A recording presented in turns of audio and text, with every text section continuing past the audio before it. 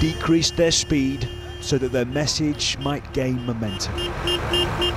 For these lorry drivers and farmers, this Calais convoy was orchestrated to bring as much disruption as possible. Protesters then set foot on the main route for freight and passengers heading to Britain. It all culminated here, a day of action instigated by the hundreds who say the authorities have failed to tackle the town's migrant camp. Well, flares have been lit here and there is much noise as all of those lorries slowly pass through.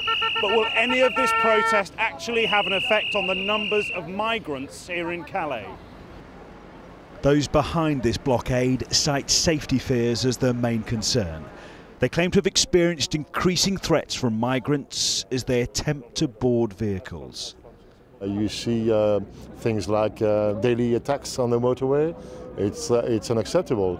I mean, we live in a republic. It's a free country. You should be able, you and everyone that goes through Calais should be able to travel freely without fear.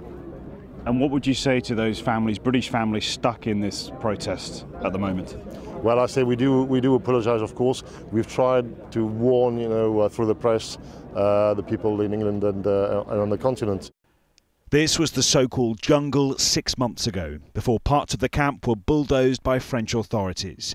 Now it's shrunk in geographical size, but the density of the population is increased dramatically. It's home to an estimated 7,000 to 10,000 migrants. It's divided into two main sections, blue tents in which most live, next to the more sturdy containers, both provided by the French government. And outside the official camp, the growing slum areas. Today,